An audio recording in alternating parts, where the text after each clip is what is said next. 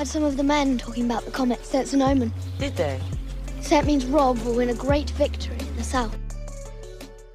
Welcome back. Today I want to talk about comets. Let's get into some ancient myths, legends, and folklore. Shout out to my fellow Game of Thrones fans. If you watch it, you'll see that the comet is an omen. It's kind of a sign of things to come. And that's what I want to get into today. Like in Greek mythology, comets were associated with divine beings or heroes.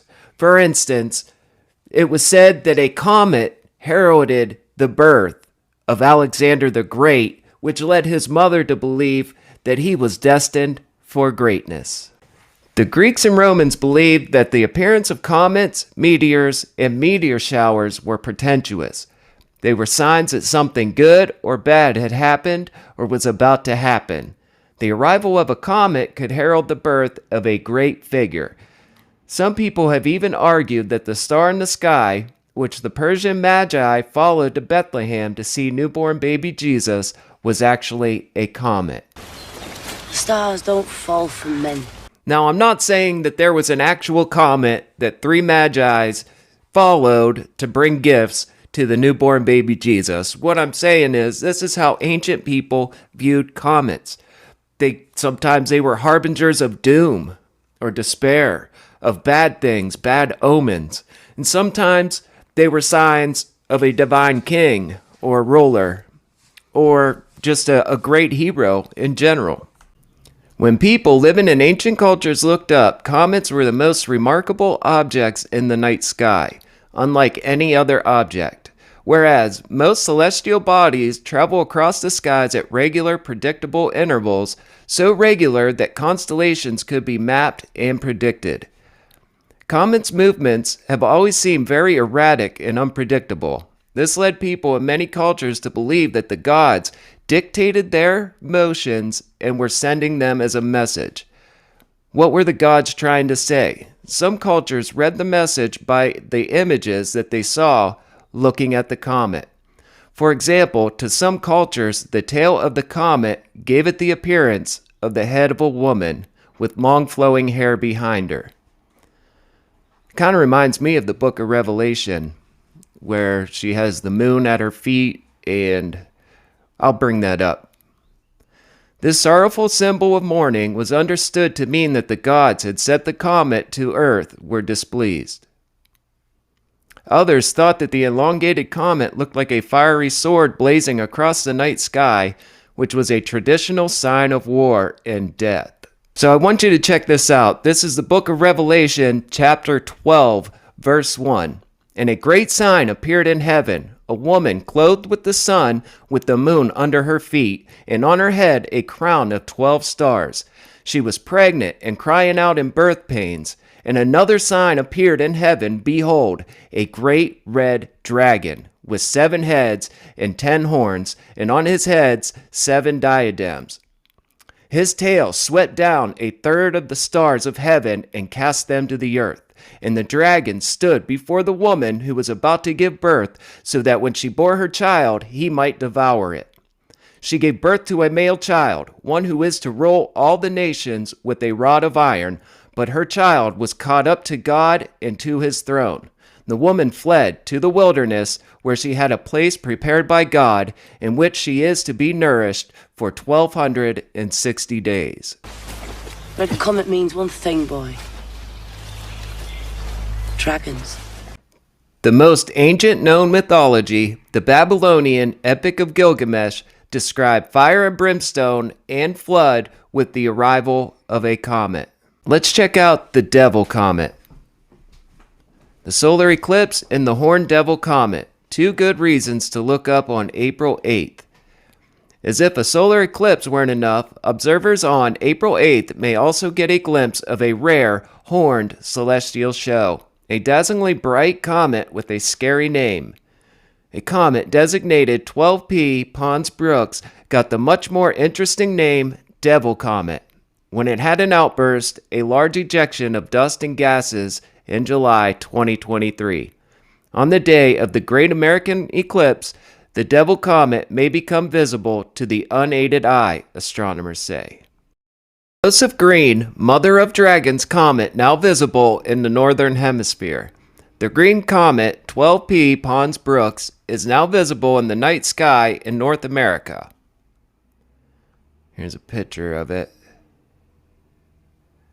Comet 12P Pons Brooks, as seen in March, it's currently visible in the night sky for observers in the northern hemisphere.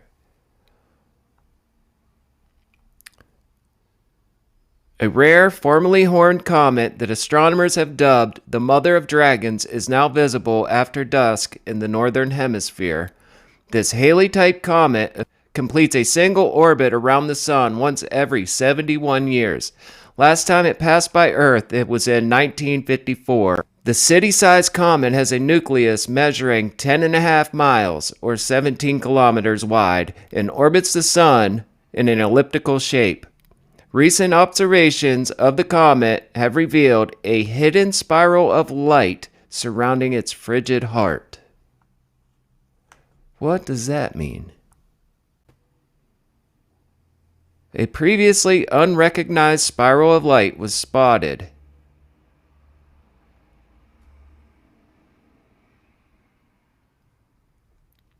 I don't know. I just think that's pretty crazy, though, that this comet's coming around now. And it was the Devil Comet, and now it's dubbed the Mother of Dragons. This I wanted to add to the Comet book, 1587. This stunning set of images come from a 16th century treatise on comets, created anonymously in Flanders, now northern France. I've seen this a long time ago, and I think this would kind of help understand some of these ancient texts and myths and legends that we get into. Let's scroll down through some of these images. Like this right here. In the biblical text, it says, I saw a scroll in heaven. And some of these pictures are really, really stunning.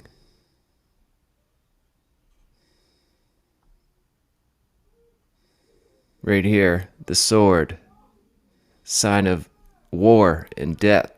You may or may not know that when it comes to the biblical text, I'm not the biggest believer. But I think sometimes things like this will help you understand these prophetic motifs that we find throughout the biblical text. And we all know that the book of Revelation is highly symbolic. It's also a prophetic book. It speaks about the apocalypse. And looking back and looking at especially like these ancient themes with comets and bringing the flood, like in the Epic of Gilgamesh. Now look, I know I've put these comets up against like the book of Revelation. I'm not saying to worry. I'm not saying not to worry. I mean, that's all on you. But what I am saying is these things have come and gone over the years. And in ancient times, they were seen as a sign of things to come. And that's what brings me to my next point, is there is a reason why things like comets, solar eclipses, and lunar eclipses, all these things were seen as signs of chaos, signs of fear of the unknown, and dread. And that brings me to a deity from ancient Sumeria named Tiamat. Right here, a simple Google search. That way you can go online, type it in Google, and you can see for yourself that I'm not trying to sell you a bill of goods. Tiamat was the shining personification of the sea who roared and smote in the chaos of the original creation.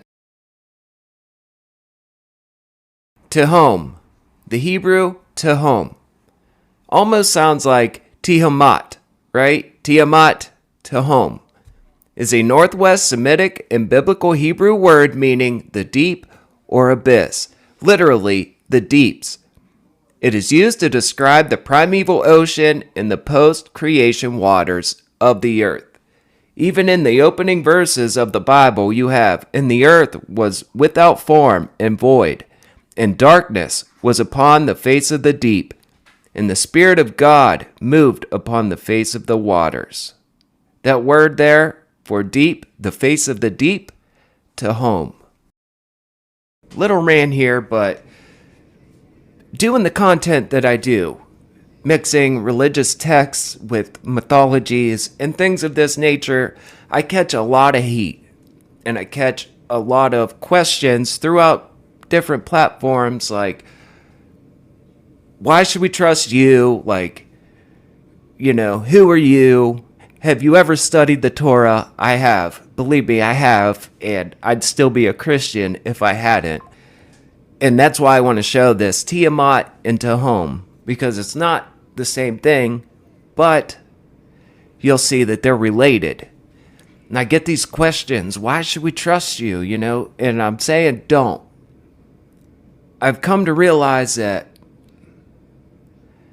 people aren't on the same level, even though they belong to a certain religious group or have religious convictions or whatever, they don't necessarily know the history, the languages, the doctrines.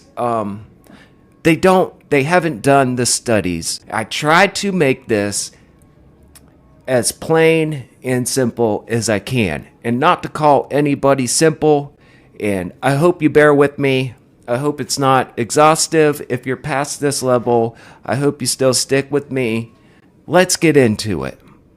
Here we go again. A simple Google search. The watery abyss, part of which is personified by the goddess Tiamat, is equivalent, etymologically, to the Hebrew Tehom. And that's really not 100% correct, but if I point to the sky and I say heaven, and you point to the sky and say heaven-ut, right? In some way, we could probably communicate. Even though I'm talking about the heavens, I'm talking about the waters. And you, with heaven-ut, are talking about the face, the personified goddess of the heavens. On some level, we are in the same ballpark. Does that make sense? And I'm trying to wrap this up, so let's take a look at the ancient cosmology, the biblical cosmology of the universe. Bereshit bara Elohim et ha-shamayim ve'et ha'aretz. In the beginning, God created et ha-shamayim, the sky waters. And you'll see up top here, the upper seas or waters above, and then down below, the Tehom, or the great deep, the deeps. That's how they explain their universe. There was waters above and waters below. And that's my theory on why all ancient cultures had a flood myth. Now over on the right here, you'll see the sun, and underneath you'll see windows or portals. There's a Ugaritic myth where Baal had his craftsmen put in windows in his palace. He was a storm god, so he would open these windows and the people would get rain. So if you watch my videos, you'll know that the Milky Way is what I believe the ancients were talking about Tiamat. Or when God slays the Leviathan in Psalms, they're talking about the Milky Way. That's the mother of dragons. Let's get back to this comet and the solar eclipse on Monday. These things were viewed of signs of dread because of what they represent. They are born of chaos. The raging sea is chaos. The Enuma Elish, the first tablet. When in the height heaven was not named, and the earth beneath did not yet bear a name, and the primeval Abzu, the deep to home, who begot them all, and Chaos, Tiamat, the mother of them both. This is the imagery I want you to keep in mind when you're reading the opening verses of Genesis. Now, don't get me wrong, they are saying two completely different things, but they still use these symbolisms. I've been having technical difficulties all day. I hope this video comes out okay. We'll see. I thought this was a pretty cool topic. I wanted you to visualize what they saw, especially with these things coming up, the eclipse, comets, things of that nature. I wanted you to actually visualize how they would have saw it in the ancient world. Let me know if you're going out to witness this event. Unfortunately, I have to work. This has been another episode of The Sun and the Serpent, the Devil Comet, dubbed the Mother of Dragons. Hey, this is so ancient. Thank you for your time. Dracarys.